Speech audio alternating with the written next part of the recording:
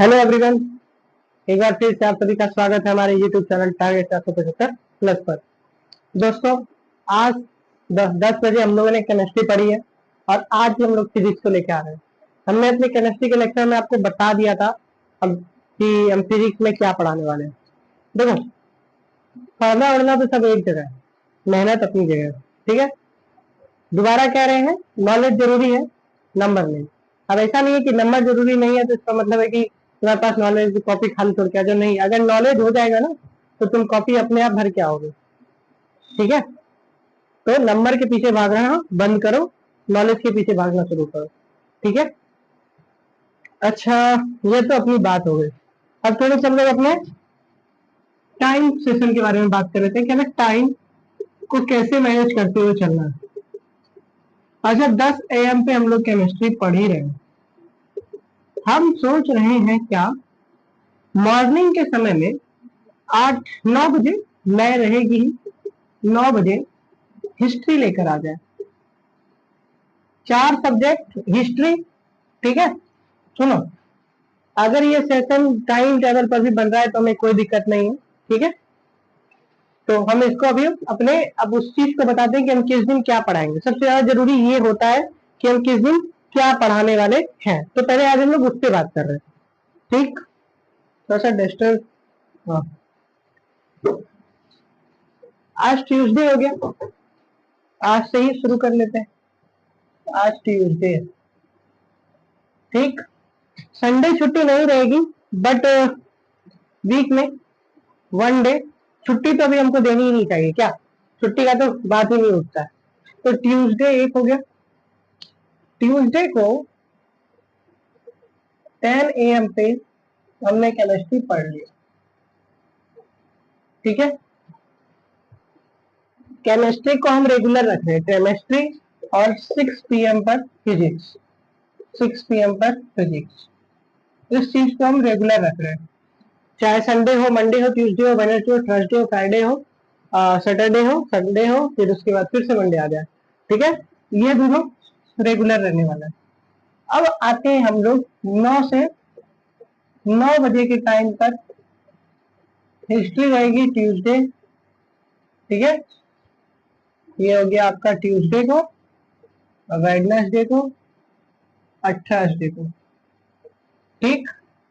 अब बचा इसी चीज को, ये 9 बजे ही 9 बजे ही आपका लेके आ जाएंगे हम जियोग्राफी। कब कब?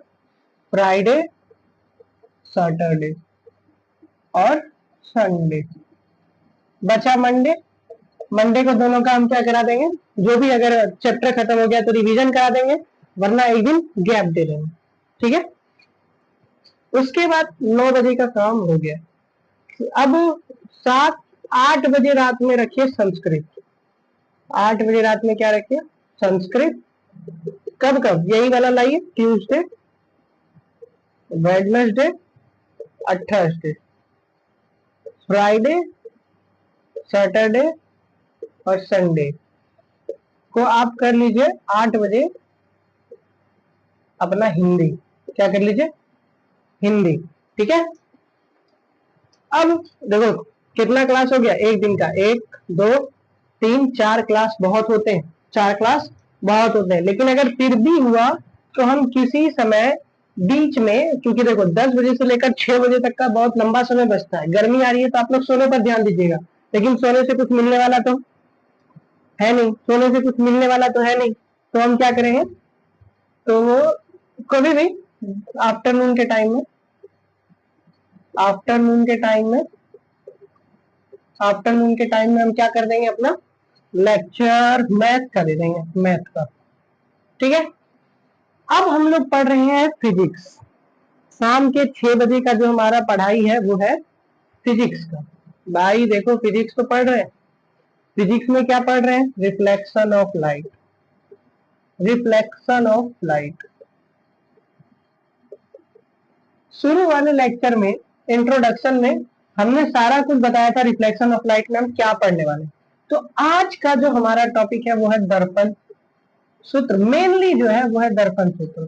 इससे पहले हम लोगों को देखना है अवतल दर्पण के उपयोग, अवतल दर्पण के उपयोग उसी तरह से देखना है उत्तल दर्पण के उपयोग। किसका उपयोग?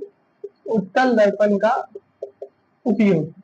दर्पण सूत्र जो प्रूफ करेंगे अवतल के लिए भी करेंगे, उत्तल के लिए भी करेंगे।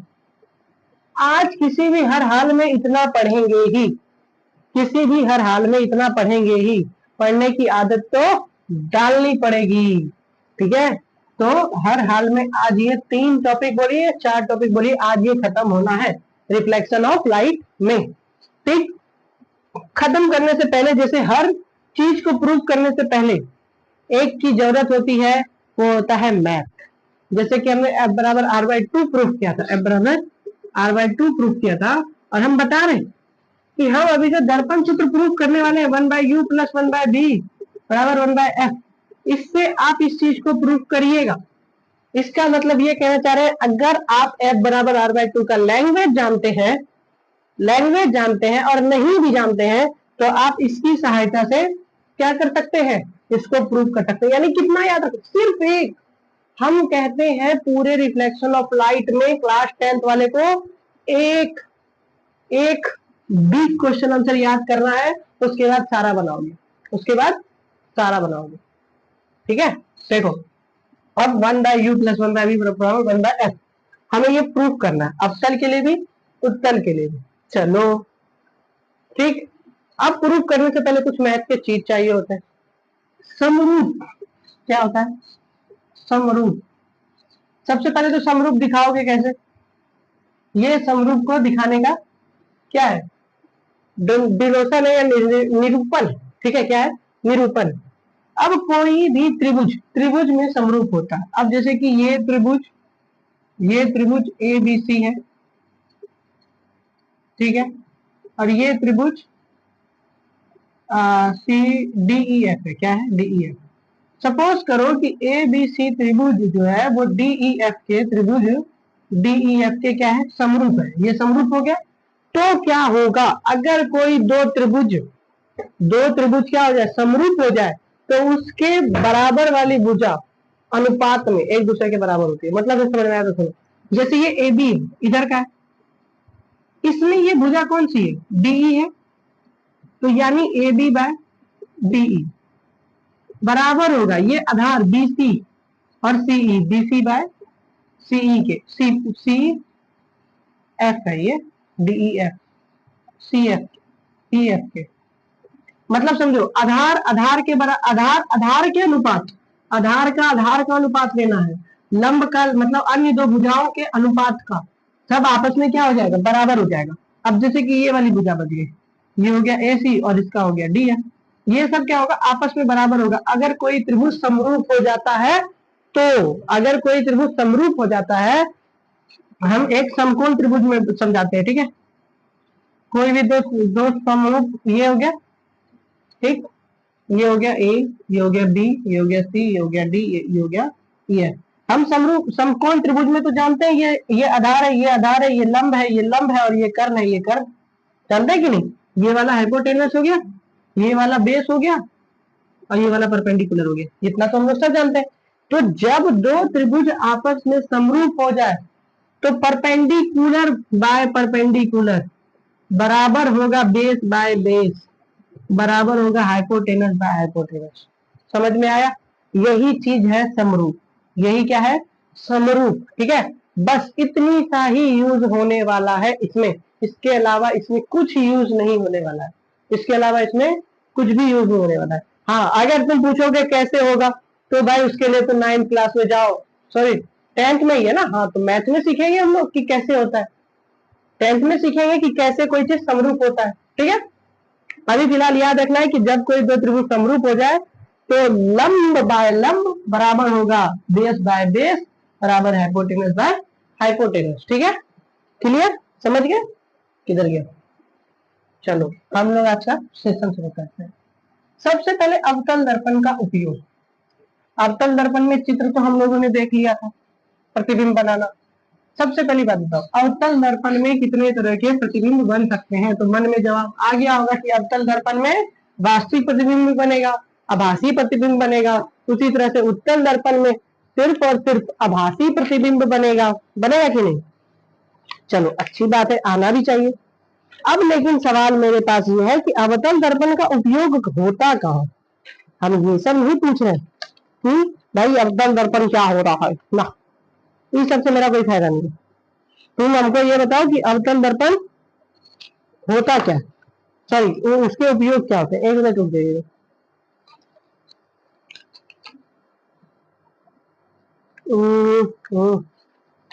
अवतल दर्पण क्या होता है, अवतल दर्पण के उपयोग।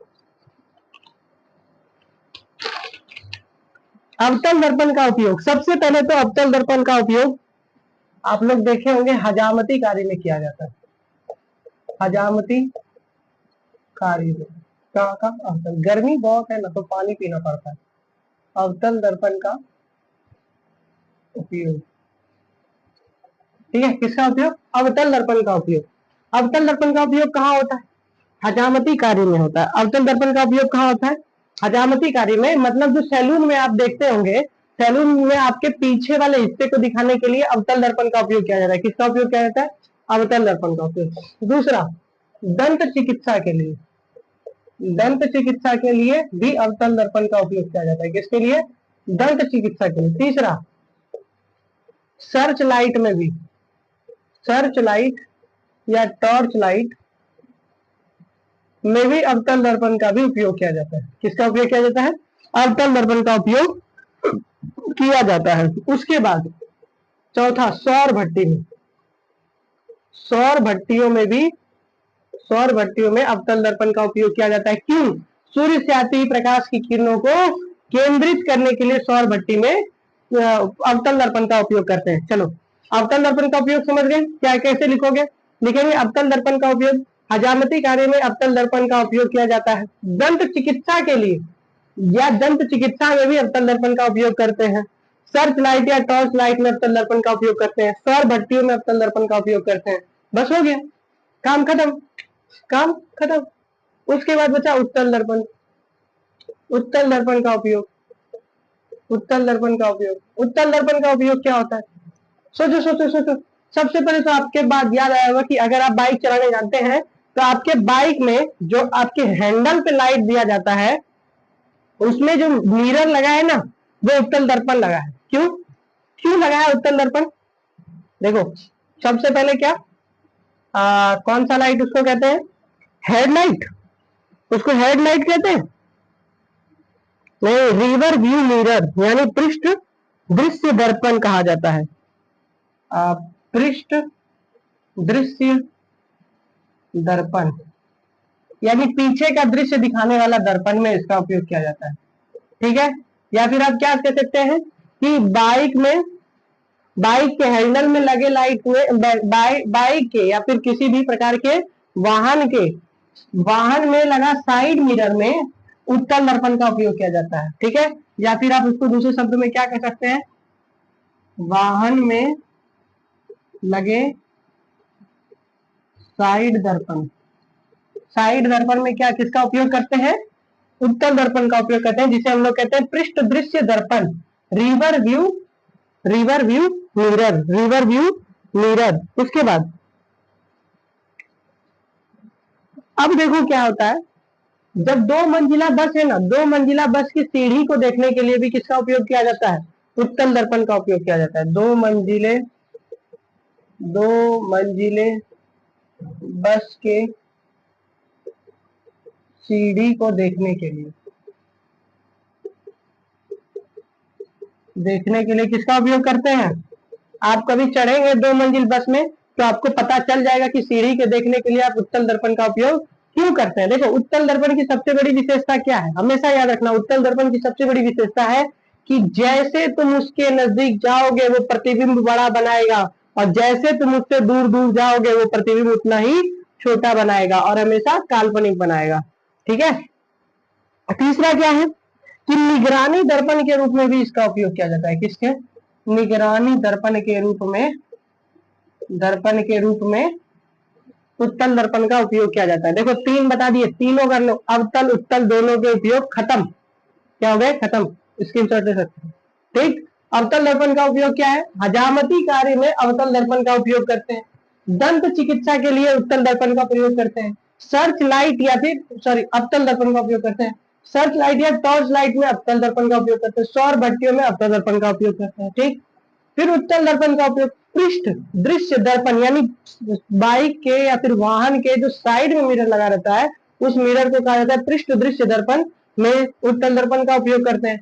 फिर 2 मंजिल वाले बस की सीढ़ी को देखने के लिए उत्तल दर्पण का उपयोग करते हैं। और निगरानी दर्पण के लिए भी किसका उपयोग किया जाता है? उत्तल दर्पण का उपयोग किया जाता है। ठीक, समझ गए? कोई दिक्कत? कोई दिक्कत नहीं सर।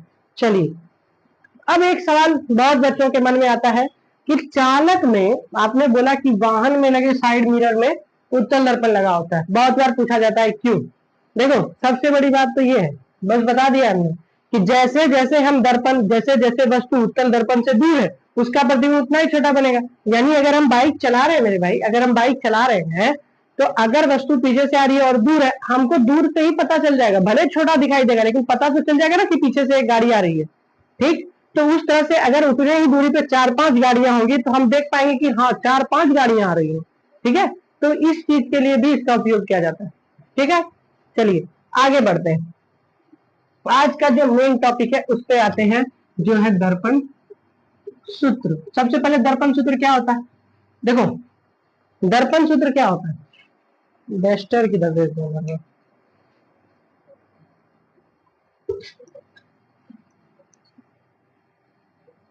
दर्पण सूत्र। सबसे पहले तो हम लोग देख रहे हैं कि दर्पण सूत्र क्या है। जैसे दर्पण सूत्र है, ये हम अभी पहले ऐसे लिख रहे हैं। दर्पण सूत्र क्या है पता हम लोग को? 1/u + 1/v = 1/f। इसे हम लोग कैसे कैसे हम लोगों से पूछ सकता है? पूछ सकता है वस्तु दूरी, वास्तविक प्रतिबिंब की दूरी और फोकस दूरी के बीच संबंध स्थापित करिए। ठीक है, या फिर बोल सकता है अवतल दर्पण में इस चीज को प्रूव करिए। ठीक है, अवतल बोल सकता है, उत्तल बोल सकता है। लेकिन अब ये सवाल आया होगा, सर एफ तो पता है कि फोकस दूरी होता है, फोकल लेंथ होता है। ठीक है सर, क्या होता है? Focal length. लेकिन सर यू क्या होता है, बी क्या होता है? तो आओ देखते हैं, आओ देखते हैं। ठीक है, अब सबसे पहले एक दर्पण बनाओ। क्या बनाओ? दर्पण बनाओ। लो, दर्पण बन गया अवतल। चाहे उत्तल लो या अवतल लो, हमको कोई फर्क नहीं पड़ता, दोनों के लिए एक जैसा है। दोनों के लिए क्या है? एक जैसा है। देखो, कभी भी कोई भी चीज, जैसे तुम मुंह ऐसे बनाओगे, ठीक है, तुमने इस तरह का तो मैथ में पढ़ा होगा, इसको क्या काम हो जाता है? 0 0 0 0, 9 में भी होगा। तो यहां से ही ना कोई भी दूरी मापी जाती है। अगर कोई बिंदु यहाँ पर है तो कैसे मापते हो? ये लिए और ऐसे ले लेते हैं, तब ना कहते हैं ये 0 से 5 है भाई, ये 5, ये 5 है। ये वाली लंबाई, ये वाली लंबाई इसकी कितनी है? 5 है। और ये वाली लंबाई इसकी सर 8 है। तो तुम कहां से मापते हो? यहां से मापते हो। तो जहां से मापा जाएगा, यानी दर्पण का केंद्र ध्रुव से, सारी की सारी दुनिया कहां से मापी जाती है? दर्पण के ध्रुव से मापी जाती है। ठीक है, किससे मापी जाती है?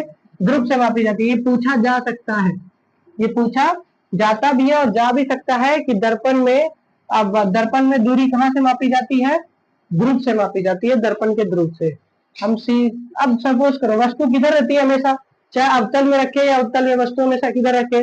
दर्पण का ये राइट हैंड साइड है, ये राइट हैंड साइड है। देखो लिख देते हैं, राइट हैंड साइड है।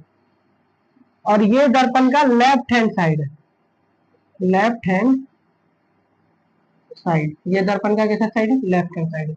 वस्तु किधर रहती है? लेफ्ट साइड में। वस्तु किधर है? लेफ्ट साइड में। ये हो गई वस्तु। ठीक, सेम इसी के तरह है, ये देखो इसी के तरह। इधर ये 0 0 हो गया, चलो भाई ये ध्रुव हो गया। ठीक, इधर वाली दूरी को क्या बोला जाता है? निगेटिव। मन में आया? इधर वाली दूरी को क्या कहते हैं? निगेटिव। इधर वाली दूरी को पॉजिटिव। इधर क्या होता है? पॉजिटिव। और इधर क्या होता है? निगेटिव। तो सेम यहाँ चिपकाओ। इधर जितना भी चीज होगा, इधर सारा का सारा चीज क्या होगा? निगेटिव होगा। इधर वाली जितना भी इधर का चीज होगा, इधर जितना भी चीज होगा वो क्या होगा? पॉजिटिव होगा। ठीक, इधर कितना भी जो भी चीज होगा वो क्या होगा? पॉजिटिव होगा। और इधर जितना भी चीज होगा क्या होगा? निगेटिव होगा। ठीक है, अब देखो मेरे भाई, ठीक है। अब ये जो वस्तु रखी हुई है, ये वस्तु किधर रखी हुई है? दर्पण के बाईं ओर। और बाईं ओर क्या होता है? निगेटिव। देखो बाईं ओर क्या है? निगेटिव। यानी जो वस्तु है उसकी ध्रुव से दूरी, वस्तु को ध्रुव से दूरी को कहा जाता है वस्तु दूरी। ठीक है। वस्तु का ये जो वस्तु OA है, इसकी अगर ध्रुव से दूरी क्या है? OA, सॉरी, ध्रुव से इसकी दूरी है OP। क्या है? OP।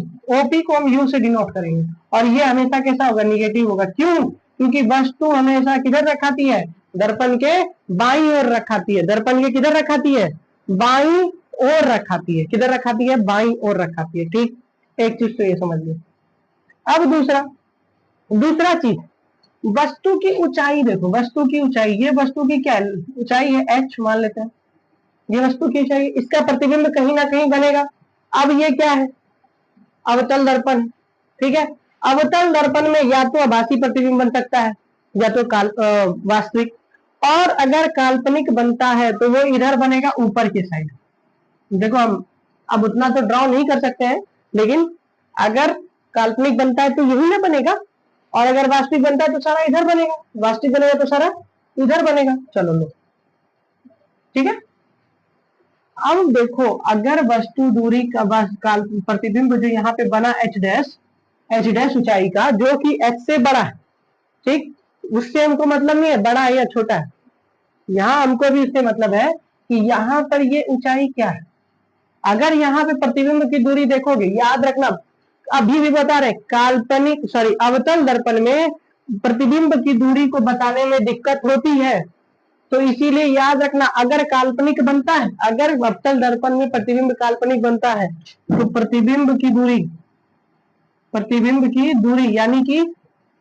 यानी कि यहाँ पे भी अगर हम S मान लें तो OS, इसको OS नहीं PS, सॉरी PS भी, इसको किसी भी, ये क्या होगा? पॉजिटिव होगा। देखो ध्यान से, एक एक बात को ध्यान से देखो। हम यहाँ से रिलेट करके बता रहे हैं, यहाँ से रिलेट करके बता रहे हैं। आप मैथ में पढ़ते हैं इधर निगेटिव, इधर पॉजिटिव, इधर पॉजिटिव नेगेटिव। ये देखो इधर क्या है? पॉजिटिव। दर्पण के राइट हैंड साइड पॉजिटिव, तो ये दूरी, ये बिंदु P से किधर पड़ रही है? राइट साइड में। किधर? राइट साइड में। इसीलिए क्या हुई? पॉजिटिव हुई। और इसका ध्रुव से प्रतिबिंब की दूरी को प्रतिबिंब दूरी कहा जाता है। ध्रुव से प्रतिबिंब की दूरी को प्रतिबिंब दूरी, और ध्रुव से वस्तु की दूरी को वस्तु दूरी। चलो अब देखो एक चीज और, अगर प्रतिबिंब इधर बन गया तब, चाहे बड़ा बने छोटा बने कुछ भी बने, अभी उससे हमें कोई मतलब नहीं है। अभी उससे हमें कोई मतलब नहीं है। अभी हमें क्या देखना है कि अगर वस्तु की ये प्रतिबिंब इधर बन जाए तो इस दूरी को मान लेते हैं हम क्यू मान ली। अब ये P से Q की दूरी, अब ये PQ, इसको भी तो B से ही डिनोट करेंगे। बोलेंगे हाँ करेंगे, लेकिन ये निगेटिव है। ये क्या है? ये निगेटिव है। पूछो क्यों? क्योंकि ये दर्पण के बाएं साइड है, लेफ्ट साइड है, इसीलिए निगेटिव है। बस सिंपल। अब छोड़ो, अब ये हो गया प्रतिबिंब दूरी। अवतल दर्पण के लिए याद रखना, अवतल, देखो एक चीज, अवतल दर्पण के लिए चाहे लो या उत्तल दर्पण के लिए लो, वस्तु दूरी हमेशा U से डिनोट होगी और निगेटिव होगी। क्या होगी? निगेटिव होगी। अगर नहीं आ रहा है आपका वस्तु दूरी U निगेटिव में, तो आप गलत है। आप क्या है? गलत है। ठीक है। ये क्या होगा? हमेशा हमेशा निगेटिव होगा। लेकिन अगर अवतल दर्पण के लिए हम प्रतिबिंब दूरी अगर कहीं भी निकाल रहे हैं, तो अगर वो स्थिति दे रहा है कि आभासी बन रहा है तो पॉजिटिव, और अगर वास्तविक बन रहा है तो क्या आना चाहिए? निगेटिव। ठीक है। अब देखो, अभी तो वस्तु ऊंचाई की बात नहीं की थी, ठीक है। अब उसके बाद अगर कुछ बचता है तो वो अगर आपसे पूछा जाए, अगर हम पूछें कि अवतल दर्पण का फोकस, ये जो F है, ये निगेटिव में होगा या पॉजिटिव में, तो आपका जवाब क्या आना चाहिए? भाई निगेटिव में होगा। क्यों? क्योंकि अवतल दर्पण का फोकस तो दर्पण के बाएं साइड है। तो सिंपल, अवतल दर्पण का फोकस दूरी किसमें होगा? निगेटिव में होगा। फोकस दूरी किसमें होगा? निगेटिव में होगा। किसमें होगा? निगेटिव में होगा। देखो ध्यान दे रहे हैं, क्यों? क्योंकि जब न्यूमेरिकल बनाओगे तो यही पॉजिटिव निगेटिव में प्रॉब्लम होगा। चिन्ह परिपाटी को समझना बहुत मुश्किल नहीं है, लेकिन बच्चों को क्यों लग जाता है मुश्किल? क्योंकि वो इससे रिलेट नहीं कर पा रहे हैं, हम इससे रिलेट कर रहे हैं आपको।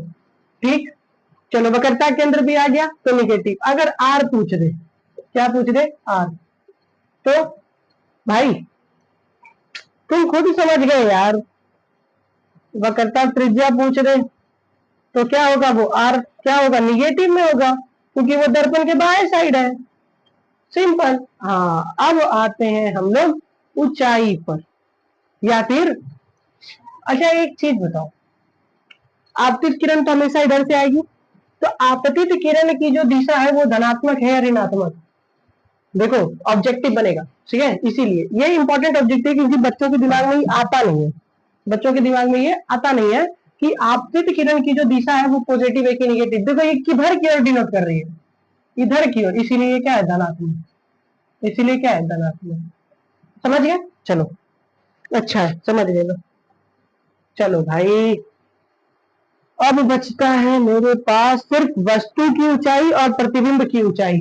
ठीक है, मुख्य अक्ष से वस्तु की ऊंचाई, ठीक है, ये वाली क्या, ये वस्तु की ऊंचाई है, मुख्य अक्ष से प्रतिबिंब की वस्तु कितना ऊंचा है, ये वस्तु ऊंचाई, और मुख्य अक्ष से प्रतिबिंब कितना ऊपर है या फिर नीचे है, उससे मतलब नहीं है, कितना ऊंचा है या कितने हाइट पर है, उसे हम प्रतिबिंब की ऊंचाई कहेंगे। ठीक है, वस्तु की ऊंचाई, वस्तु ऊंचाई को हम लोग एच से डिनोट करेंगे, एच से, एच से, एच से, ठीक है, और प्रतिबिंब की ऊंचाई को एच डैश से, प्रतिबिंब की ऊंचाई को एच डैश से, प्रतिबिंब की ऊंचाई को एच डैश से। ठीक है, देखो प्रतिबिंब की ऊंचाई अगर काल्पनिक है तो वस्तु की ऊंचाई तो हमेशा इधर ही जाएगी और ऊपर की साइड ही, तो ये हमेशा पॉजिटिव रहेगी, क्या रहेगी, पॉजिटिव रहेगी। ठीक है, लेकिन प्रतिबिंब की ऊंचाई अगर काल्पनिक है तो, काल्पनिक है तो पॉजिटिव, अगर काल्पनिक है तो पॉजिटिव, और निगेटिव भी बनेगी, और निगेटिव भी बनेगी, लेकिन कब, ये बनेगा काल्पनिक के लिए और ये बनेगा वास्तविक के लिए। ये किसके लिए बनेगा, वास्तविक के लिए बनेगा। उसी तरह से ये बनेगा काल्पनिक के लिए और ये बनेगा वास्तविक के लिए। ठीक है, समझ गए? हाँ समझ गए। चलो अच्छी बात है, एक बार ध्यान से देख लो, चाहे अवतल लो या उत्तल लो, यही करना है। अवतल लो या उत्तल लो, वस्तु दूरी तो कंफर्म है, चाहे अवतल लो या उत्तल लो, वस्तु दूरी तो कंफर्म है कि निगेटिव होगी। अब हाँ, प्रतिबिंब की दूरी बदल सकती है, ऊंचाई बदल सकती है, पूछो क्यों? अगर तुम उत्तल दर्पण में प्रतिबिंब बनाओगे तो वो हमेशा काल्पनिक बनेगा, यानी ऊपर के साइड, यानी हमेशा पॉजिटिव, निगेटिव का केस ही नहीं। ठीक है, प्रतिबिंब की ऊंचाई बनाओगे तो हमेशा पॉजिटिव, यानी इधर, तो निगेटिव का केस ही नहीं है, मतलब वास्तविक वाला केस तो खत्म हो गया। क्यों? क्योंकि उत्तल दर्पण में हमेशा काल्पनिक प्रतिबिंब मिलता है, और प्रतिबिंब की बात करने से प्रतिबिंब की ऊंचाई और प्रतिबिंब की दूरी में की थी, तो निगेटिव वाला केस खत्म हो जाएगा, किसके लिए, उत्तल दर्पण के लिए, बस बात खत्म। ठीक है, समझ गया, कोई दिक्कत नहीं। चलिए अच्छा, एक बार बहुत अच्छे से इस चीज को देख लीजिएगा और हमेशा याद रखिएगा, ये जरूरी है। ये क्या है, जरूरी, ये एक जरूरी हिस्सा है आपके लिए। ठीक है, चलिए अब हम शुरू करेंगे दर्पण सूत्र, क्योंकि अब मेरे दर्पण सूत्र में कोई परेशानी नहीं आ सकती, कोई भी परेशानी पैदा नहीं होगी। इसे कहते थे चिन्ह परिपाटी, इसे क्या कहते थे, चिन्ह परिपाटी। अब देखो हम प्रूव कर रहे हैं अवतल दर्पण के लिए, अवतल दर्पण के लिए 1/u प्लस 1/b बराबर 1/f। क्या कर रहे हैं, प्रूफ, प्रूव दैट, यानी प्रूफ कीजिए। ठीक है, चलो चलो ठीक है, करते हैं। सबसे पहले हम अवतल दर्पण बनाएंगे। देखो चित्र हो सकता है हमको मिटाना पड़ेगा, क्योंकि इसमें लैंग्वेज बहुत बड़ा, ये P हो गया, ये F हो गया, ये C हो गया। ठीक, ये हो गया आपका दर्पण। दर्पण का द्वारक हम बहुत छोटा लेंगे। ठीक है, आप दर्पण का द्वारक छोटा लीजिए, मेरी बात माना करिए, दर्पण का द्वारक क्या लीजिए, बहुत छोटा लीजिए। ठीक है, दर्पण का द्वारक हमने क्या कर दिया, छोटा ले लिया। अब दर्पण का द्वारक जब हमने छोटा ले लिया और वस्तु को हमने यहाँ रख लिया, अब ये आई वस्तु की पहली किरण, यहां से गई, और दूसरी किरण कैसे आएगी, ऐसे आएगी, यहां से कटेगी, और ये बना वस्तु का प्रतिबिंब। ये किरण आई, ये किरण गई, यही किरण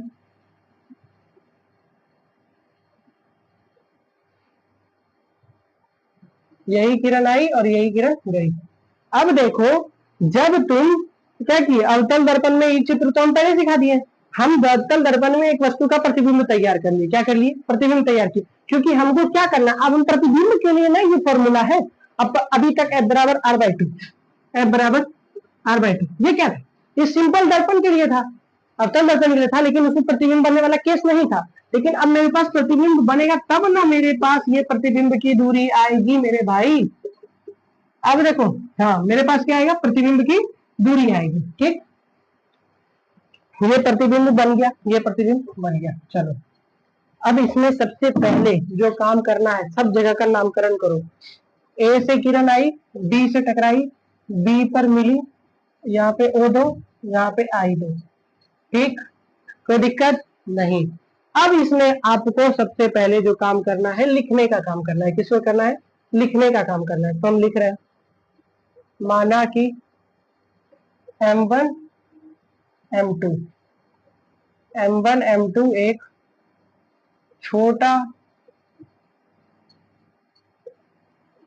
द्वारक का अवतल दर्पण है, जो, ठीक है, अवतल दर्पण है। ठीक, अब सबसे पहले हम लोग दर्पण की बात करेंगे। क्या क्या? जिसमें P दर्पण का ध्रुव, P दर्पण का ध्रुव, पहले हम लोग बात करते हैं ध्रुव। R वक्रता त्रिज्या, R वक्रता त्रिज्या, F फोकस दूरी, PC प्रधान अक्ष, PC प्रधान अक्ष या मुख्य अक्ष, बात बराबर है। ठीक है, और क्या है? C वक्रता केंद्र, C वक्रता केंद्र है। बस इतना ही है दर्पण में, लिख दिए।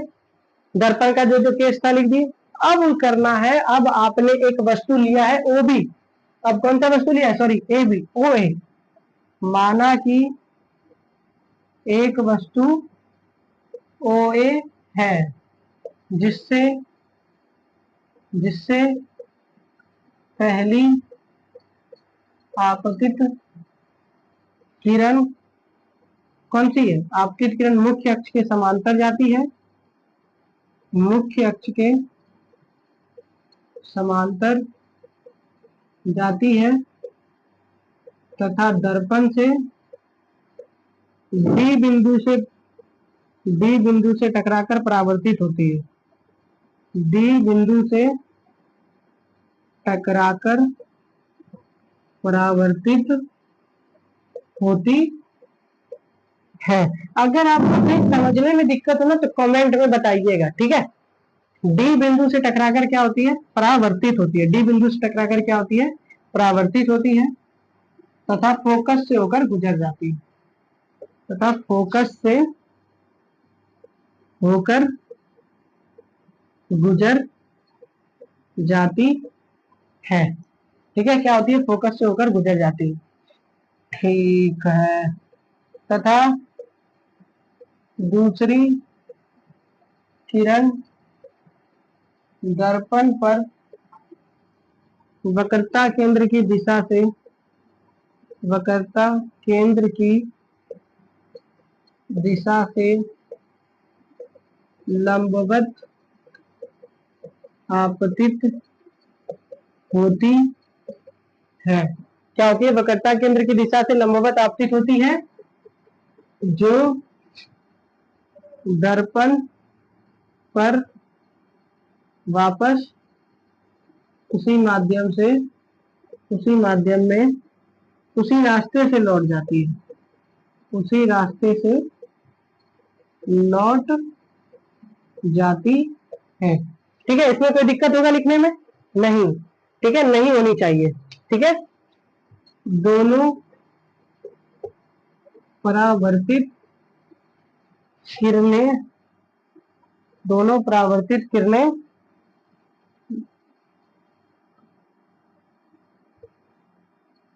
बिंदु B पर मिलती है, जिससे वस्तु का प्रतिबिंब IB बनता है। बस हो गया। इतना सा ही आपको लैंग्वेज लिखना है इसमें, ठीक है। हमने क्या किया, गौर करो, हमने क्या किया, गौर करो, गौर करो, हमने क्या किया, गौर करो। सबसे पहला क्या काम किया, सबसे पहला क्या काम किया, देखो सबसे पहला काम क्या कि हमने दर्पण के बारे में लिखा कि M1 M2 अवतल दर्पण है जिसका द्वारक छोटा है, ठीक है। फिर इसका P ध्रुव है, F फोकस है और छोटी वाली F फोकस दूरी है, C वक्रता केंद्र है, PC ये वाला क्या है, ये फोकस दूरी हो गया, यही चीज लिखे। ये वाला क्या है, ये R है, यही चीज लिखे, ठीक।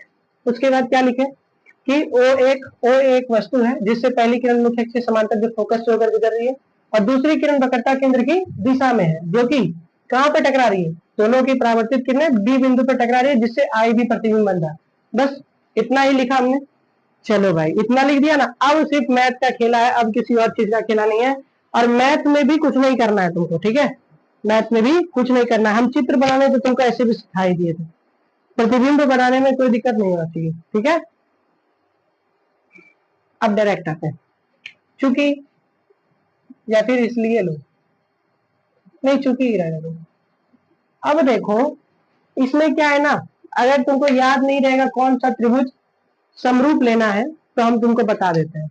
तुम इस लाइन को कॉमन करना, इस लाइन को, एक इस लाइन को कॉमन करना, इस लाइन से बनने वाले जितने भी त्रिभुज होंगे उसको लिखो पहले। ये एक त्रिभुज बनेगा OAC, ठीक है, AOC एक त्रिभुज बनेगा इस लाइन से, किससे, A से लेकर जो वक्रता केंद्र की दिशा में जा रही है उससे एक लाइन बन रहा है, उससे दो त्रिभुज बन रहा है, ठीक है। कौन सा, पहला तो AOC और दूसरा क्या बन रहा है, देखो त्रिभुज, ये देखो ये वाला C से CBI, CBI, ठीक है, CBI लिख दे, CBI, ठीक। ये दोनों एक दूसरे के समरूप है। अब पूछोगे कैसे है तो हम बता देते हैं, सुनो कैसे है बता देते हैं। दोनों को थोड़ा अलग अलग करो, ठीक है, थोड़ा सा अलग अलग करो। ये A, ये O, ये C, ये लंबवत है।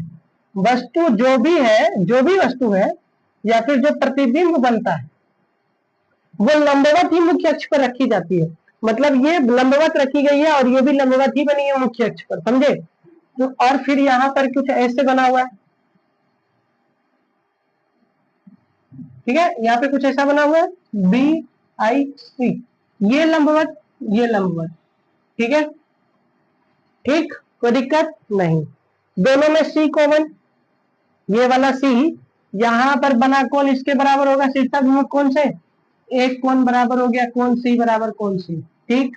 अब देखो, अब यहाँ पे ये जो 90 डिग्री का एंगल बना हुआ है, 90 डिग्री का एंगल, ये कोण O बराबर कोण I, हाँ कोण I। अब देखो एंगल एंगल से तो ये दोनों त्रिभुज समरूप हो गए, समझ में आ गया, हाँ तो ठीक है भाई। जब ये एंगल एंगल से ये दोनों त्रिभुज क्या हो गए, समरूप हो गए, तो इस दोनों का जो ये होगा, जो लंब होगा, जो आधार होगा, जो कर्ण होगा, वो क्या होगा, एक दूसरे के बराबर होगा। लंब का बटा आधार का बटा, ये सब क्या होगा, एक दूसरे के बराबर। हाँ तो कहाँ पे बात कर रहे थे कि ये दोनों त्रिभुज जो परावर्तित किरण है, देखो बता रहे हैं, जो परावर्तित किरण है, जो परावर्तित किरण है उससे कितना त्रिभुज बन रहा है इस पर गौर करो। तो कौन कौन त्रिभुज बन रहा था, एक बन रहा था AOC और एक बन रहा है CBI।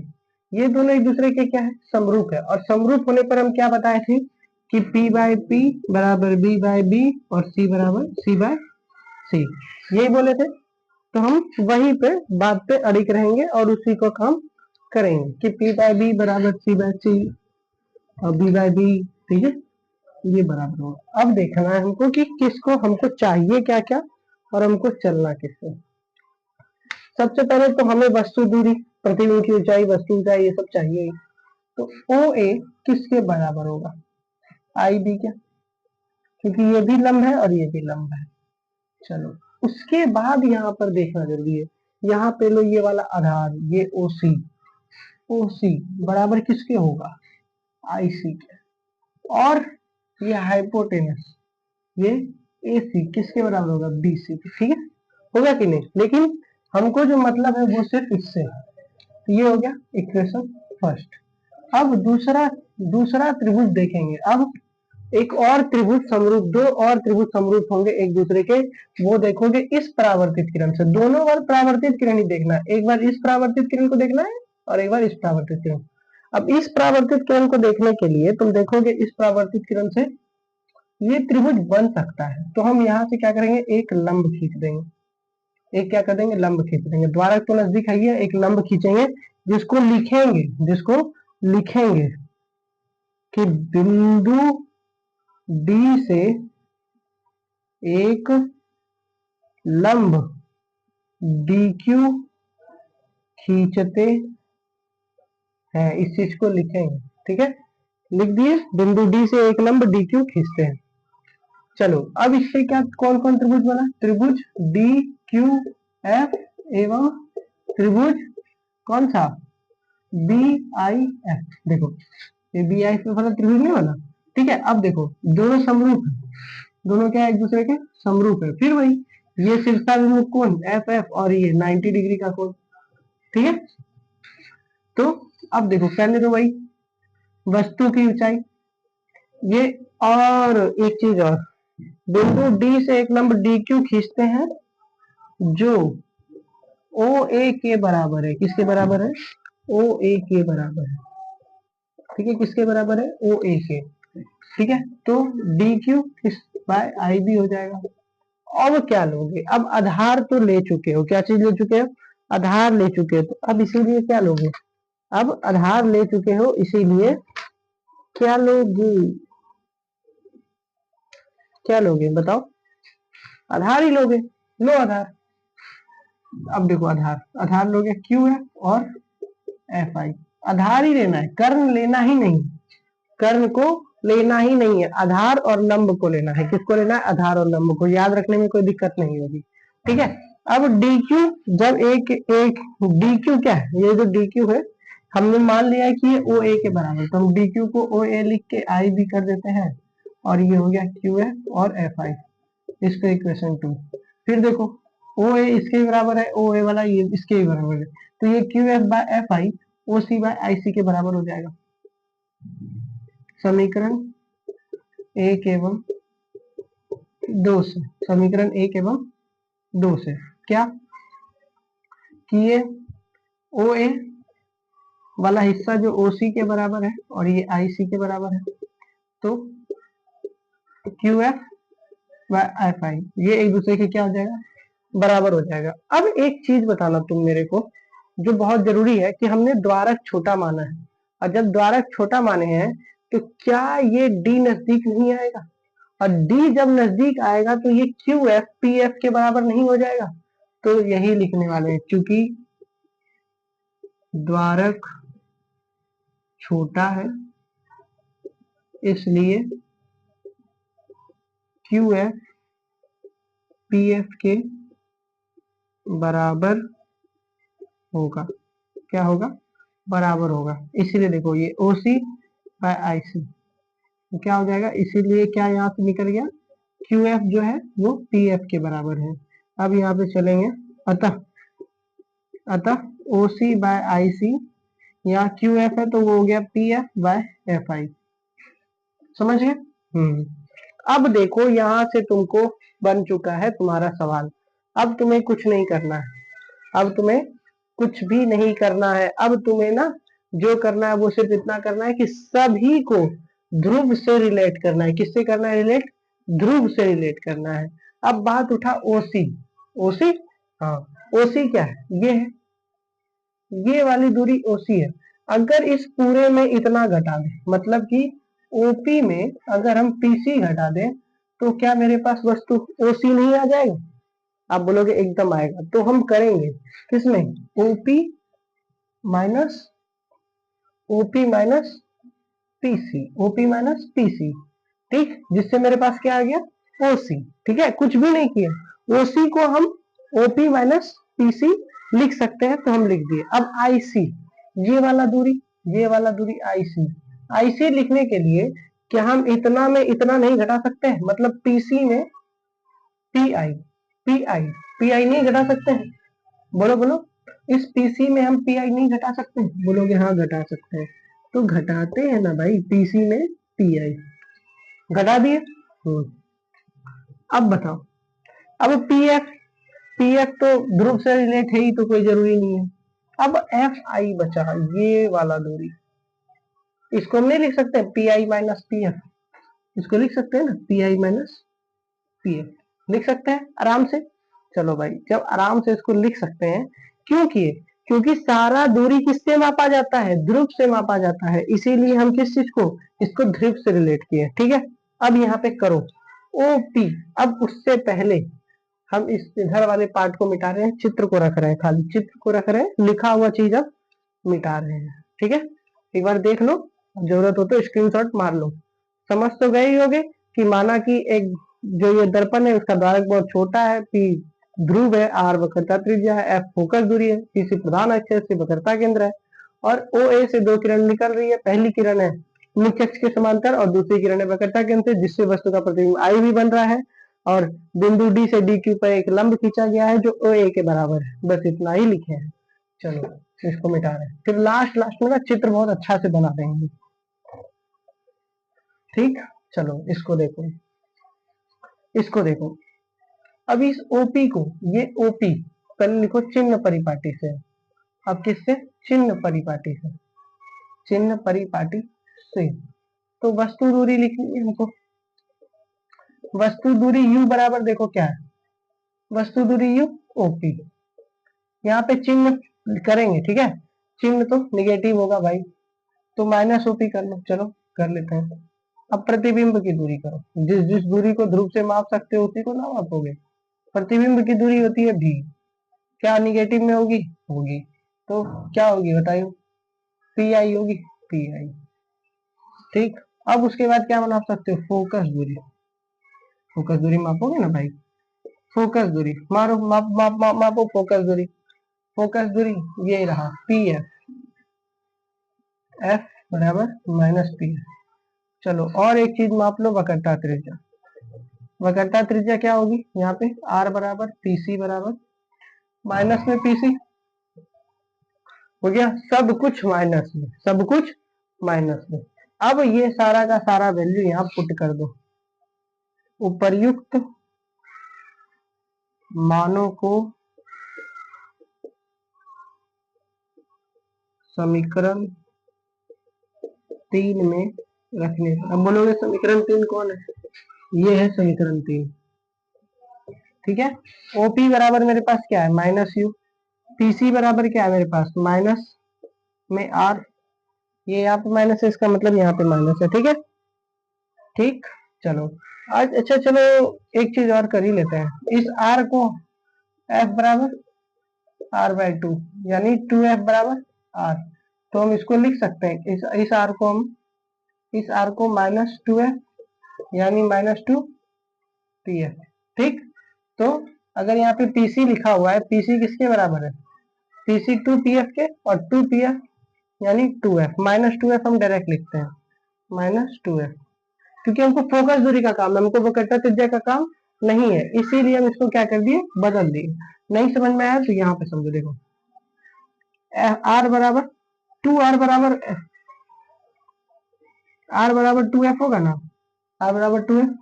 ठीक है, तो यहाँ पे ये f क्या है, पी एफ है, और माइनस में तो होगा, चिन्ह तो माइनस होगा, क्यों, क्योंकि चिन्ह परिपाटी के अनुसार है। ठीक, तो वही चीज है -2f। अब पीसी देखो, पीसी फिर वही -2f, फिर उसके बाद -pi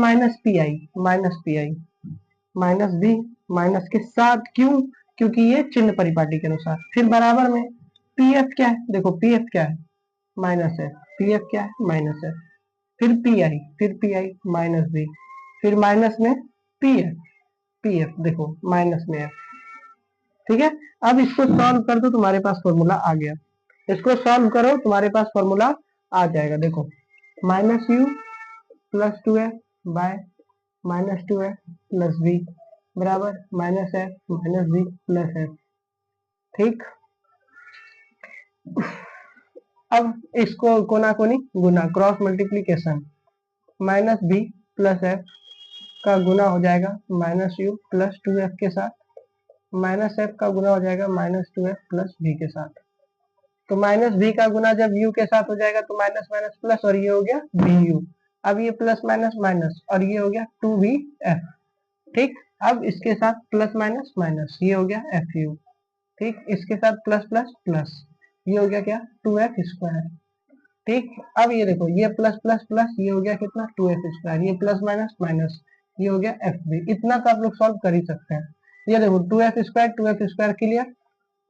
ठीक, अब देखो ये vu को इधर रख लिए, माइनस में 2bf है, bf है, और ये इधर माइनस में तो इधर आके प्लस में हो गया bf। ठीक है, उसके बाद ये मेरे पास सिर्फ fu बचा और इधर 0, ये हो गया vu माइनस में, और ये हो गया माइनस में bf, और ये बच गया माइनस fu बराबर 0।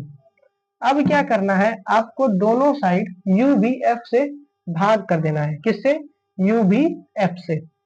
ठीक है, चलो ये मिटेगा, ये मिटेगा, बस उसके बाद सारा का सारा बन जाएगा। ठीक है,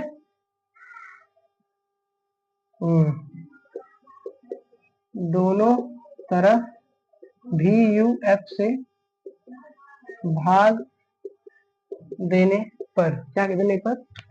भाग देने पर। ठीक है, देखो vu minus vf minus fu by uvf बराबर 0 बाय uvf। अब इस uvf को हम सबके साथ अलग अलग लिख सकते हैं, vuf माइनस में vf बाय vuf माइनस में fu बाय vuf, और इधर तो 0, क्योंकि जिसको 0 से भाग करो 0 ही आएगा। अब देखो जब ऐसा लिख सकते हैं तो यहाँ से vu खत्म, यहाँ से vf खत्म, यहाँ से fu खत्म, तो यहाँ देखो क्या बचा, vu गया तो यहाँ 1/f माइनस में, यहाँ से क्या बचा माइनस में 1/u, यहाँ पे माइनस में 1/v बराबर 0। अब देखो इस दोनों माइनस वाले चिन्ह को उधर लेके चले जाओ, तो दोनों क्या हो जाएगा प्लस में। देखो क्या तुम्हारा फॉर्मूला आ गया, यहाँ पे therefore 1/v 1/u plus 1/v बराबर 1/f। प्रूव्ड हो गया।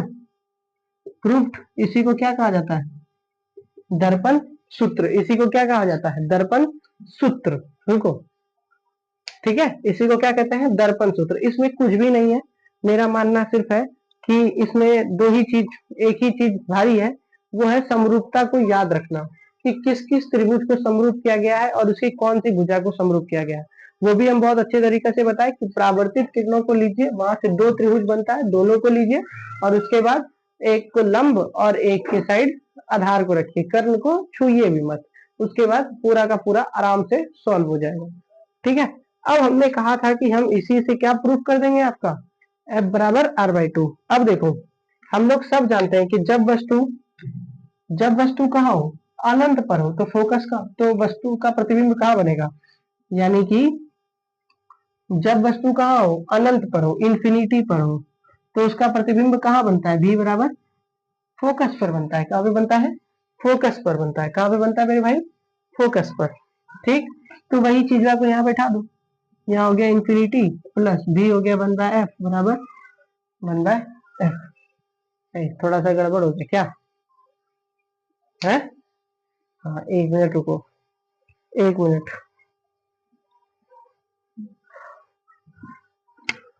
थोड़ा सा रुक जाना, एक मिनट।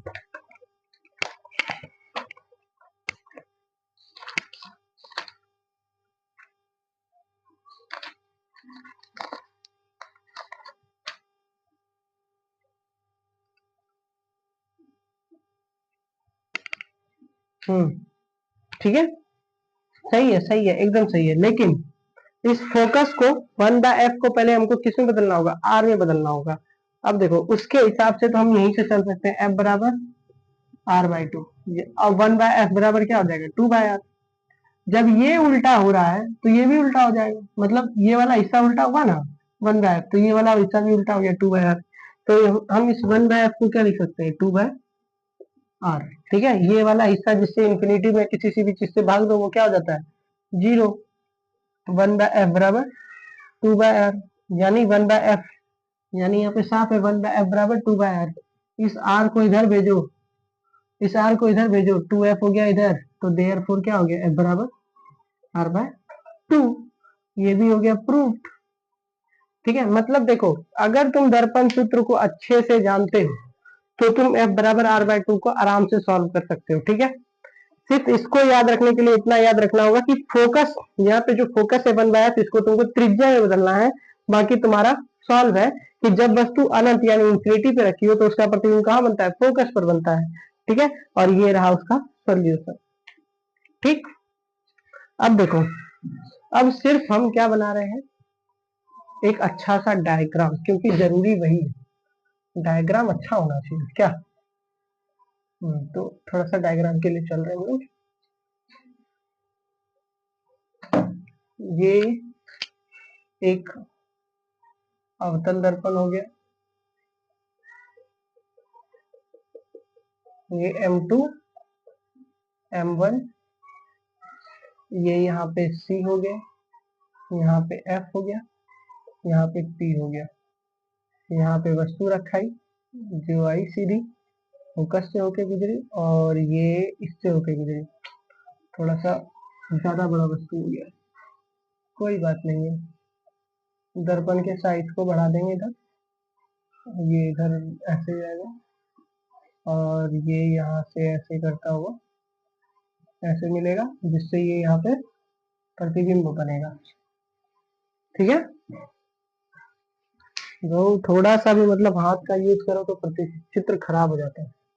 आपको नोट्स में ना चित्र में कोई गड़बड़ी नहीं मिलेगा, नोट्स में चित्र में कोई गड़बड़ी नहीं मिलेगा, लेकिन इसमें मिल जाएगा। ठीक है, इसमें जो है ना मिल जाएगा, क्योंकि ये बोर्ड है और वो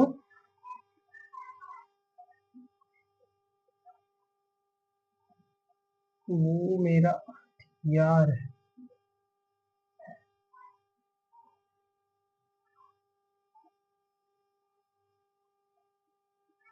ठीक है, ये यहाँ पे इसका क्या बन गया, चित्र बन गया। ये ओ ए हमने ये ले लिया। ठीक है, यहाँ दिखा दो, ये वाली दूरी होगी छोटी वाली है, ये वाली जो दूरी है, ये वाली दूरी हो गई u, ये वाली जो दूरी है वो हो गई v, ये वाली जो दूरी है वो हो गई r। बस हो गया, इतना ही कुछ इसमें दिखाना है। और ये गई किरण, ये आई, ये आई, और ये गई, बस हो गया। ये चित्र बन गया, लिखने का लिखा दिए थे, और ये वाला ठीक भी हो गया। आपका अवतल दर्पण में f बराबर r/2 अच्छे से प्रूफ हो गया है। ठीक है, क्या किए हैं f बराबर r/2 में, एक बार फिर से सुन लीजिए, ध्यान से सुन लीजिए। सबसे पहले हम लोगों ने लिखा, उसके बाद मैथमेटिक सोल्यूशन किया। मैथमेटिक सोल्यूशन आपके सामने है पूरा, यहाँ से शुरू किए थे पहला स्टेप, फिर दूसरा में चिन्ह परिपाटी लिए, उसका वैल्यू इसमें पुट किए, किसमें, समीकरण 3 में, और उसके बाद उसको सॉल्व कर दिए। ये मेरे पास दर्पण सूत्र आ गया अवतल दर्पण के लिए, और उसके बाद हम अवतल दर्पण के लिए ही f बराबर r/2 प्रूफ कर दिए। ये दोनों चीज हमने क्या कर दिया, प्रूफ कर दिया। ठीक है, कोई दिक्कत नहीं। अब हम चल रहे हैं उत्तल दर्पण के लिए। किसके लिए, उत्तल दर्पण के लिए। उत्तल दर्पण भी कुछ हार्ड नहीं है, उत्तल दर्पण भी क्या है, कुछ हार्ड नहीं है, तुरंत हो जाएगा।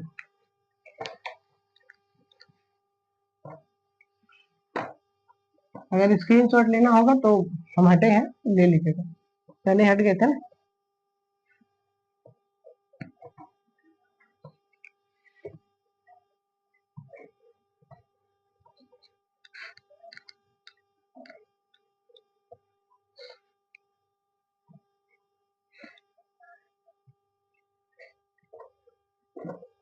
चलो उत्तल दर्पण के लिए प्रूफ करते हैं। उत्तल दर्पण के क्या होगा, वही होगा, बात तो सारी बराबर ही होगी, बस सारी बात बराबर होगी। उत्तल दर्पण के लिए, उत्तल दर्पण के लिए 1/v + 1/u बराबर 1/f, क्या करें, प्रूव दैट, इसको क्या करना है, प्रूफ करना है। ठीक है, सबसे पहले हम लेते हैं उत्तल दर्पण, ये ले लिया हमने उत्तल दर्पण। चित्र यहीं पे अच्छा सा बना लेते हैं। ठीक है, कोई झंझट ही नहीं रखते हैं चित्र का। ये इधर की तरफ होगा, क्यों? क्योंकि सी, एफ और पी इसका सब इधर ही होगा, इसको सिर्फ इधर बढ़ा लेते हैं। ठीक है, क्यों? क्योंकि वस्तु इधर रखाएगी, वस्तु इधर रख लिए। ठीक है, ये किरण आएगी यहाँ पे, यहाँ से एक लंब खींच लेते हैं। अभी क्या कर लिए? खींच लिए लंब। ठीक है, क्या कर लिया हमने? लंब खींच लिया। एक किरण ऐसी आई यहाँ से परावर्तित आती हुई प्रतीत होगी कि ये जैसे फोकस से आ रही है। ये क्या लगेगी? जैसे फोकस से आ रही है। और एक किरण क्या होगी?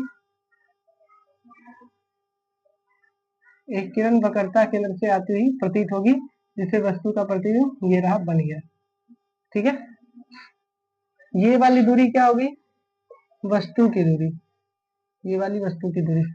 और ये यहाँ से लेकर यहाँ तक ये वाला हो गया प्रतिबिंब की दूरी। ठीक, ये पी एफ। अब यहाँ से लेकर यहाँ तक की दूरी, एफ तक की दूरी होगी फोकस दूरी, और यहाँ से यहाँ तक की दूरी होगी वक्रता त्रिज्या। ठीक है, दूरी में कोई दिक्कत? समझने में कोई दिक्कत नहीं। ठीक है, चलो ये ओ ए है जो डी बिंदु से टकराई। ठीक है, और एन दिशा की ओर चली गई, एन दिशा की ओर क्या हुई? चली गई।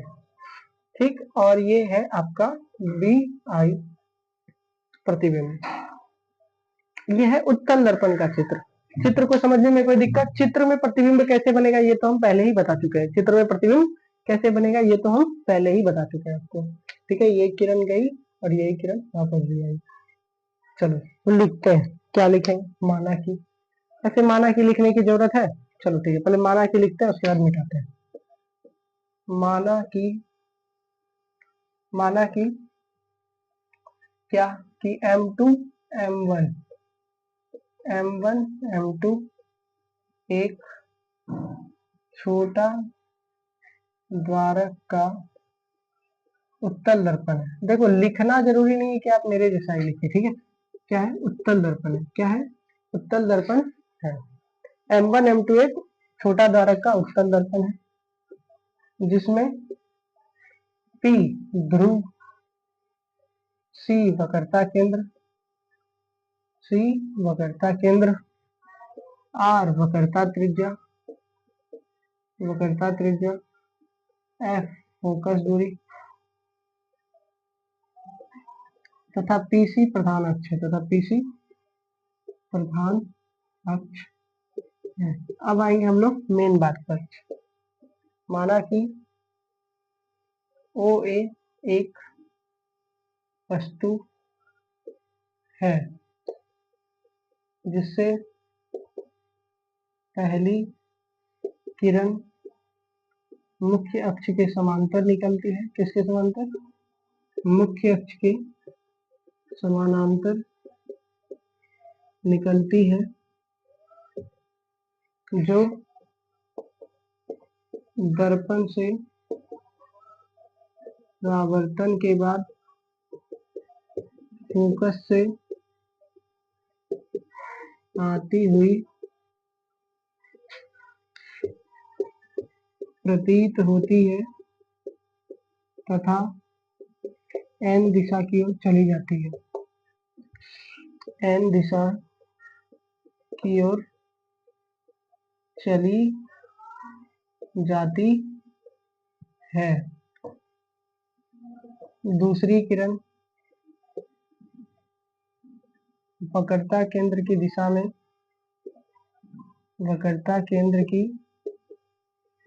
दिशा में लंबवत आपतित होती है तथा वापस उसी रास्ते से लौट जाती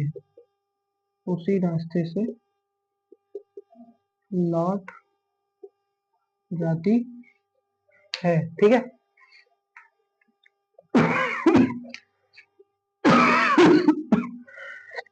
सॉरी। दोनों परावर्तित किरणों के मिलने से प्रतिबिंब IB बनता है। कौन सा बनता है? IB बनता है। कौन सा प्रतिबिंब बनता है? आई भी बनता है दोनों परावर्तित किरणों के मिलने से प्रतिबिंब आई भी बनता है डी से एक लंब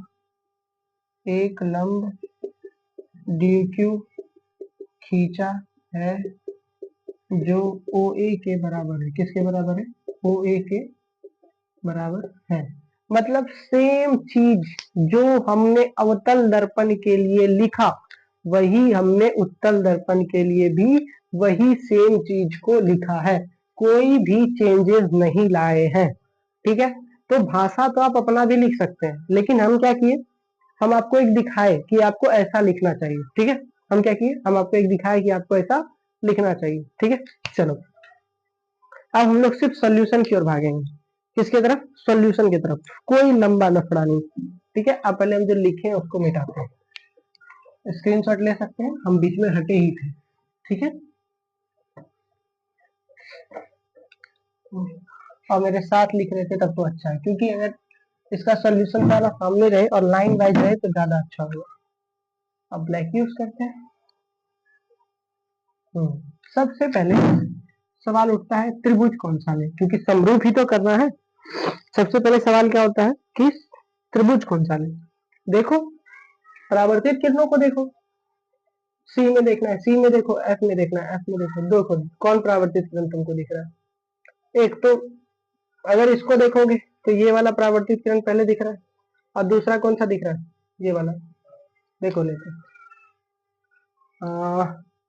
एक डी आई एफ है, एक डी आई एफ है जिसमें डी क्यू एफ है। यहाँ से ये डी क्यू हुआ ना,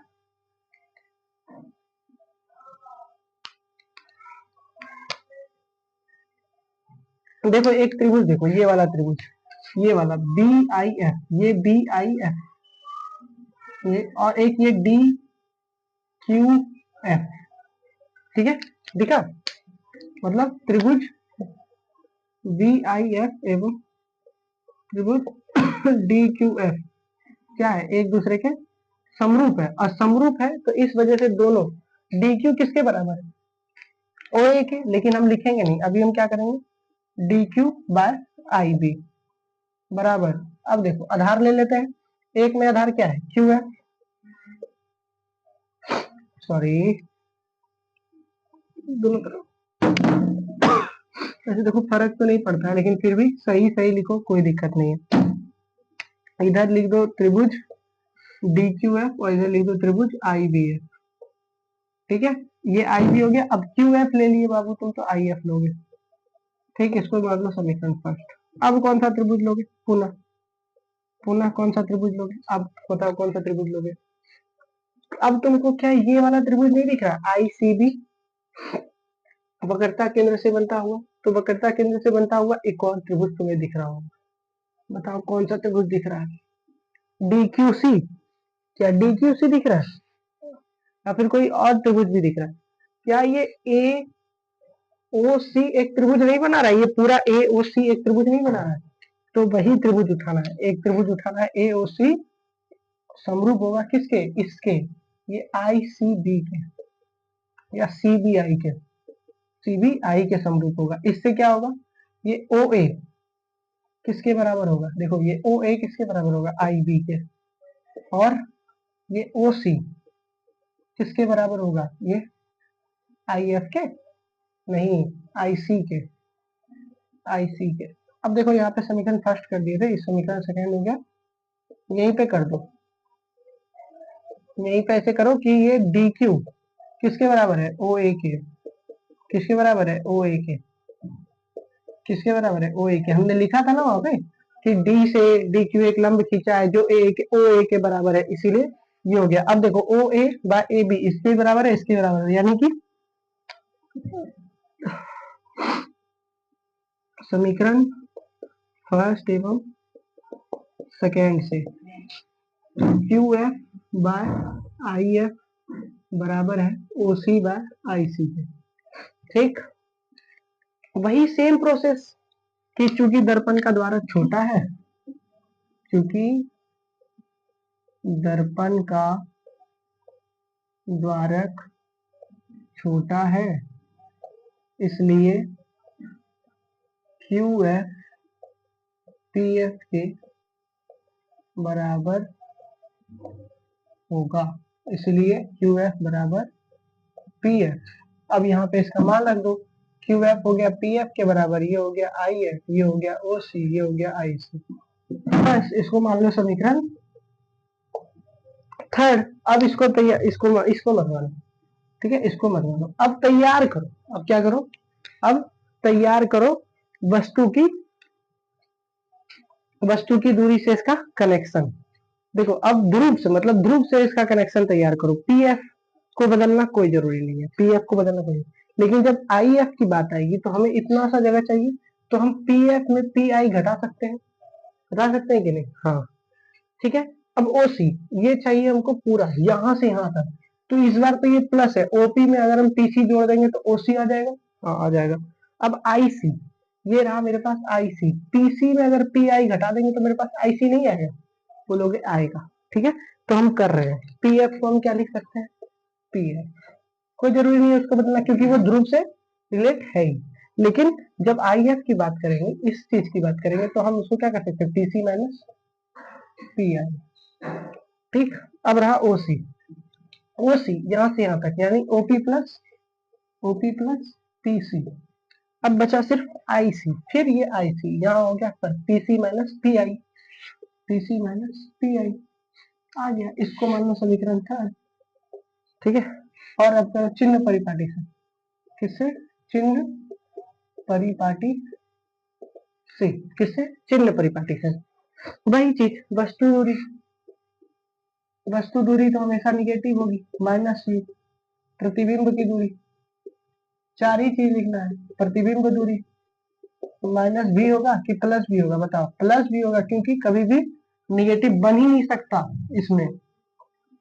फोकस दूरी भी इसमें क्या होगी, पॉजिटिव होगी। वक्रता त्रिज्या भी क्या होगी इसमें, ठीक है। ये हो गया F, ये हो गया R, और इसको हम क्या कर सकते हैं, 2F, किसको, वक्रता त्रिज्या को हम क्या लिख सकते हैं, 2F लिख सकते हैं, लिख दिए।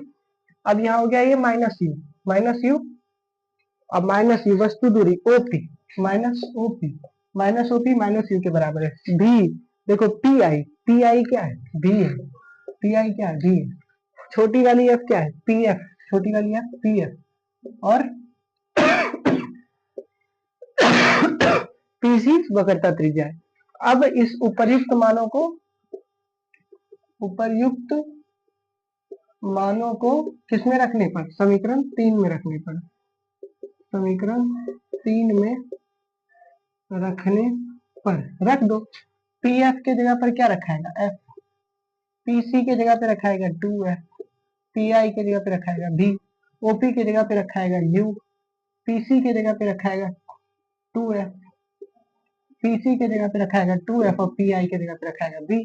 अब इसको करो क्रॉस मल्टीप्लीकेशन, इधर से करते हैं, थोड़ा जगह मिल जाएगा मेरे पास।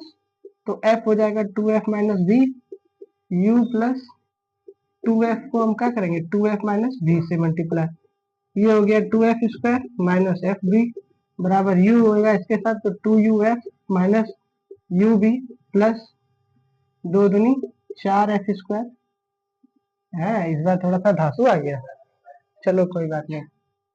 और उसके बाद और माइनस में हो गया 2FB, ठीक है, क्या हो गया 2FB,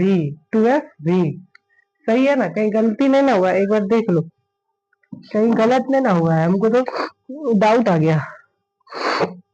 क्या आपको भी डाउट आया, बताइएगा भाई, आपको भी डाउट आया है? एक बार देख लेते हैं, ठीक है, कहीं मिस्टेक है क्या। IF को PF माइनस PI लिखेंगे, क्या लिखेंगे, PF माइनस PI, नॉट की PC, ये गड़बड़ है, PF माइनस PI लिखेंगे। इस IF है ना, IF तो PF माइनस PI होगा, आपको ध्यान देना होगा, ये चीज याद रखना कि कितना में कितना घटेगा, ठीक है। अब हमको IF लिखना है, तो हम PC में ये घटाएंगे, तो मेरे पास तो इतना बड़ा चीज घट जाएगा ना, क्योंकि इतना में हम इतना ही घटा रहे हैं, तो हमको ये चाहिए, तो हम इतना में इतना घटाएंगे तो इतना मिल जाएगा, समझ गए। तो यहाँ पे थोड़ा सा गलती हो गया था, ये सिर्फ F होगा, ये सिर्फ एफ होगा, ये एफ माइनस भी, एफ माइनस भी, ये एफ माइनस भी। अब देखो यहाँ पे ये 2f², और यहाँ पर भी एक गलत हुआ होगा, यू एफ होगा यहाँ पे, ये यहाँ पे खाली यू एफ, फिर माइनस यू भी, फिर 2f²। ठीक है चलो, अब ये 2f² खत्म, अब बचा है सिर्फ माइनस एफ बी। सब इधर कर लो, सबका सब क्या कर लो, इधर कर लो। ये प्लस 2f बी, फिर ये माइनस में यू एफ, और ये प्लस में यू बी बराबर 0। कर लो इसको, ये हो गया एफ बी, माइनस में यू एफ और प्लस में यू बी बराबर 0। वही दोनों तरफ यू भी एफ से भाग देने पर, भाग देने पर, तो F B minus U F plus U B बराबर यू बी एफ बराबर 0, यू बी एफ। ये हो गया एफ बी बाई यू भी F minus U F by U भी F plus U B by U भी एफ। अब देखो ये एफ बी खत्म, ये यू एफ, यू और एफ खत्म, और ये यू भी खत्म, और इधर तो 0। अब देखो यहाँ क्या बचा, यहाँ बचा सिर्फ 1 बाई यू, माइनस में देखो क्या बचा 1 बाय बी, बराबर यहाँ क्या बचा 1 बाय एफ बराबर 0। अब यहाँ तो एक चीज गड़बड़ हो गया, तो यहाँ की 1 बाय बी तो भाई माइनस में आ रहा है, तो क्या क्या यही गलत किए हो क्या? हाँ गलत किए हो लगता है, हाँ गलत किए हो। कहाँ गलत किए हो? यहाँ गलत किए हो, यू तो माइनस में होगा, यू तो माइनस में होगा। अब जब ये यू माइनस में, तो ये माइनस यू है, और minus minus plus, minus minus plus, नहीं नहीं नहीं नहीं, यहाँ कैसे प्लस हो जाएगा, यहाँ तो माइनस ही रहेगा, सिर्फ यहाँ वाले पे होगा ना। और ये माइनस माइनस प्लस यू भी, ये हो गया इधर आके प्लस है, तो ये आके इधर हो गया माइनस, ये माइनस यू एफ है, इधर आके हो जाएगा ये प्लस यू एफ बराबर 0। ये माइनस है, ये प्लस हुआ। एक मिनट रुक जाओ यार, थोड़ा सा गलती हो गया, कैलकुलेशन का ध्यान रखना, ठीक है। चिन्ह इसीलिए बोले कि चिन्ह का ध्यान रखना, चिन्ह का ध्यान रखना, एकदम अच्छे से चिन्ह का ध्यान रखना। चिन्ह अगर मिस्टेक हुआ तो पूरा खत्म। देखो एफ का गुना किससे होगा, 2f माइनस बी से। अब minus U F plus 2f का गुना किससे होगा, एफ माइनस बी से। एफ का जब इससे गुना होगा तो ये 2f² माइनस हो गया ये एफ थी। अब इसका गुना होगा तो ये हो गया माइनस यू एफ, और ये प्लस यू भी, ठीक है। अब ये होगा 2f² और माइनस 2v एफ।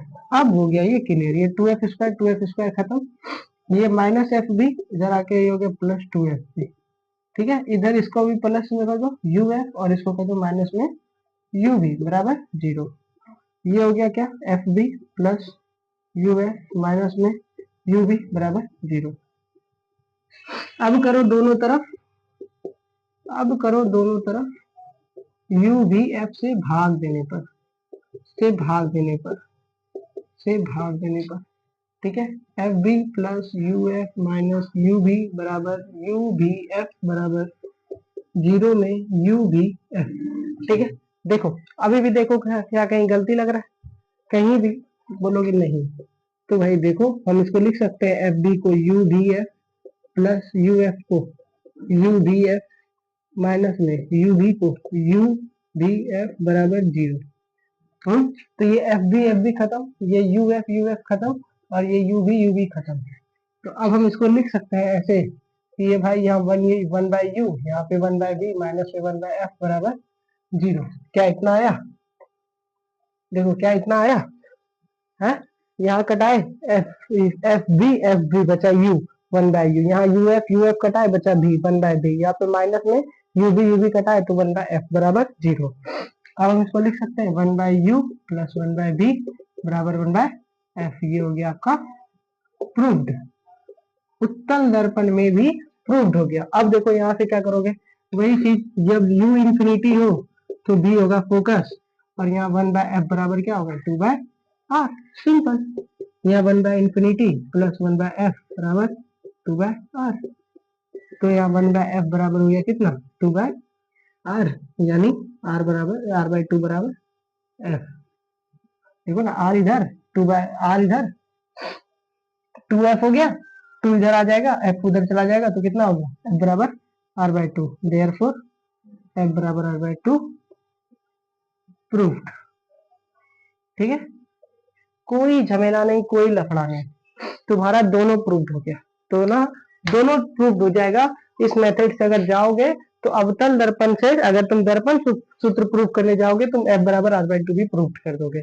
इसका मतलब ये है कि एगो याद करो, चारों हो गया, एगो बनाने सीखो, चारों हो गया। क्योंकि देखो अवतल दर्पण में 1/v प्लस 1/u बराबर 1/f अगर प्रूव करने सीखोगे तो उत्तल दर्पण में कुछ भी नहीं, सारा सेम टू सेम तुमको पता चल रहा होगा कि हम वही छापे हैं, और ये कर देना है, बात खत्म है। चाहे बराबर r/2 पूछे या पूछे, काम खत्म। ठीक, चलो उत्तल दर्पण में पढ़ा दिए, अवतल दर्पण में पढ़ा दिए। अब सिर्फ कल के लेक्चर में हमको आवर्धन पढ़ाना है। क्या पढ़ाना है, आवर्धन। उसके बाद ये चैप्टर खत्म हो जाएगा, उसके बाद ये चैप्टर खत्म हो जाएगा। उसके बाद हम 4 दिन लेंगे आपका, जिसमें आपको न्यूमेरिकल और सब्जेक्टिव, ऑब्जेक्टिव और वन शॉट 4 दिन लगेगा। ठीक है, कितना दिन, 4 दिन आपका लगेगा। और वन शॉट का तो लाइव आएंगे, उसका टेंशन नहीं है। वन शॉट तो लाइव चलेगा, चाहे कितनी देर भी चले, लाइव चलेगा।